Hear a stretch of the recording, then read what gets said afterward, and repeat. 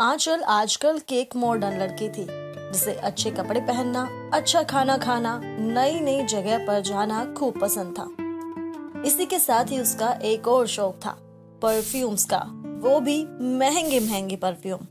उसकी इस आदत से उसके घर वाले भी बहुत परेशान थे। अरे आंचल बेटा, अरे अरे तुम इतना महंगा महंगा परफ्यूम काहे लेती? अरे ऐसा भी तो नहीं है कि तुम्हारा एक दो से काम नहीं चलता। अरे फिर भी तुम इतना ले लेती हो। अरे घर है, दुकान थोड़ी तो इतना परफ्यूम भर दोगी। पापा, मुझे एक ही चीज का तो शौक है और वो है महंगे महंगे परफ्यूम लगाना। अरे बेटा, यहाँ तो चल जाएगा, तुम्हारा बाप कमा लेता है, लेकिन तुम्हारा पति इतना नहीं कमाएगा तो कैसे चलेगा? मैं तो खुद कब से इसे समझा रही हूँ कि परफ्यूम का इतना इस्तेमाल मत किया कर, लेकिन ये है कि समझती नहीं है। मम्मी, पापा, आप दोनों तो मेरे पीछे ही पड़ गए हो। सुनिए जी, हमें ना इसकी शादी अब कर देनी चाहिए। वैसे भी इसकी उम्र बढ़ती जा रही है, क्या पता ससुराल जाने के बाद कुछ तो अकल आ जाए उसमें। अरे अब तो मुझे भी ऐसा लग रहा है इसकी शादी करवा के इसको जल्दी से भेजना होगा। प्रेम को आंचल के लिए राहुल नाम का लड़का मिल जाता है जो उसे काफी पसंद आता है। आंचल और राहुल की शादी हो जाती है। शादी के बाद आंचल महंगे महंगे परफ्यूम लगाती है। तब तो राहुल को लगता है कि भाई आंचल का लाइफस्टाइल इतना हाई फाई है तो उसे महंगा परफ्यूम लगाना काफी पसंद होगा। अरे वाह आंचल, तुम्हारे पास तो बहुत ही बढ़िया बढ़िया परफ्यूम है। हाँ राहुल, एक यही चीज है जिसका मुझे शौक है। ना जाने क्यों मुझे अलग अलग तरह के परफ्यूम लगाना बेहद पसंद है। मैं उनकी खुशबू में खो जाती हूँ। चलो कोई नहीं, तुम्हारे इस शौक की वजह से पूरा घर महकता रहता है। अच्छा राहुल, मुझे ना शॉपिंग पर जाना है, काफी वक्त हो चुका है। मुझे मेरी जरूरतों का भी काफी सामान लेना है, तो बताओ फिर। ठीक है, तो एक काम करना, तुम मेरा क्रेडिट कार्ड ले जाना और जो लेना है ले लेना। ठीक है राहुल।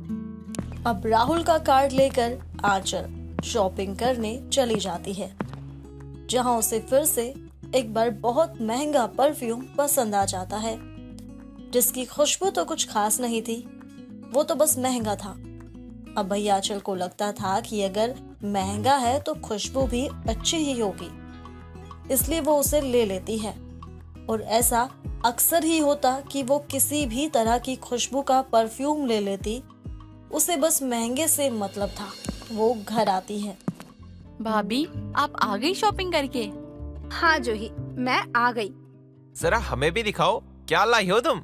मैं वैसे तो कुछ खास नहीं लाई, लेकिन हाँ, एक बहुत खास चीज लाई हूँ और वो भी बहुत महंगा है। बताऊँ क्या? मेरा परफ्यूम देखो कितना सुंदर लग रहा है। अरे बहू, मैंने सुना था कि तेरे पास बहुत सारे परफ्यूम है, तू फिर भी इन्हें लेकर आई है। वो क्या है ना माची, परफ्यूम देखकर न जाने मुझे क्या हो जाता है, मैं खुद को रोक ही नहीं पाती। दिखाओ तो भाभी, कैसा लेकर आई हो?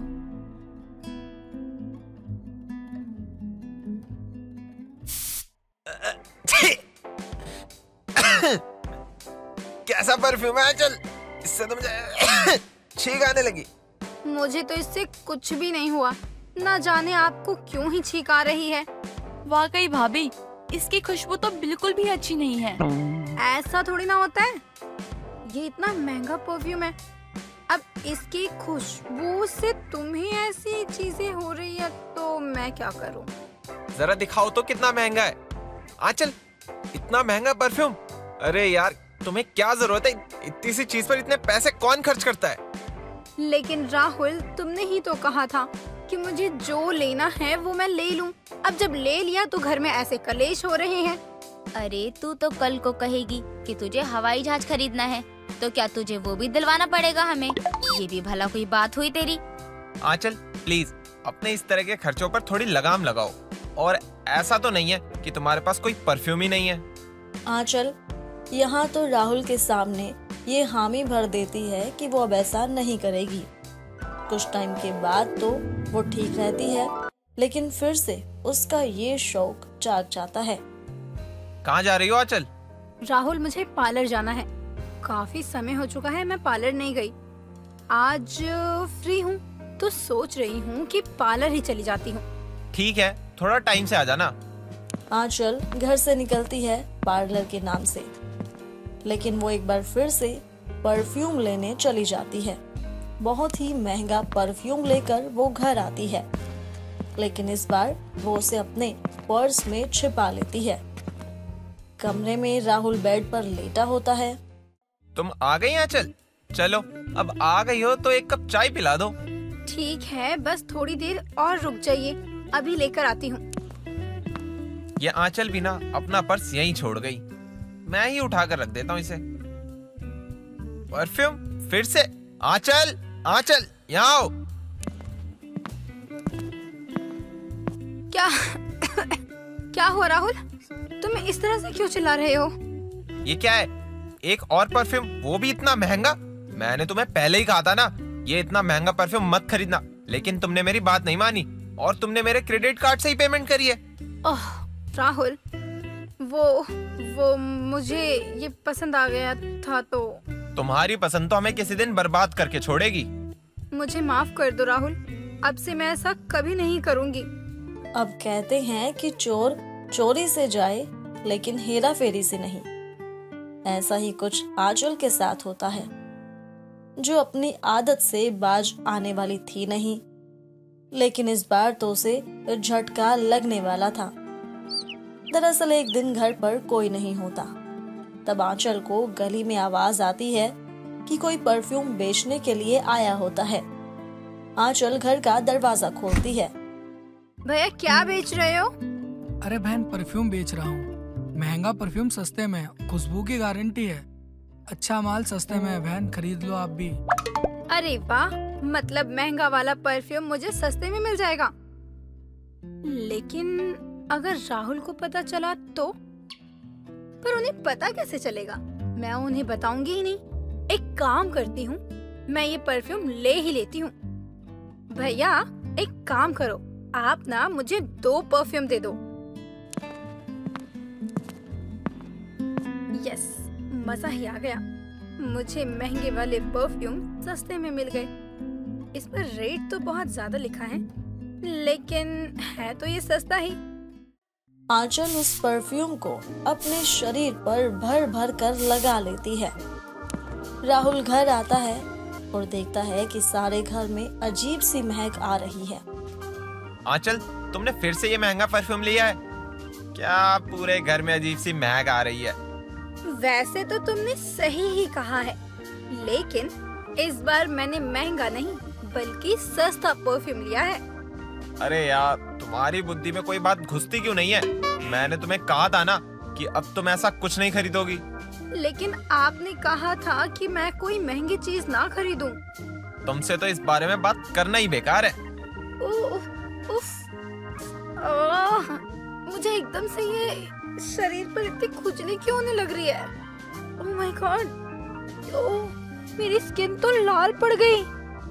राहुल यार देखो ना, मुझे खुजली हो रही है बहुत ज्यादा, पता नहीं क्यों। भाभी, आपने अपने शरीर में कुछ लगाया है क्या? हाँ, मैंने एक परफ्यूम लगाया था, वो भी उसको तो बहुत टाइम हो गया। कौन सा परफ्यूम लगा लिया है आपने? पक्का कोई खराब परफ्यूम लगाया होगा। खुजली कर करके आंचल की हालत अब हो रही थी काफी खराब।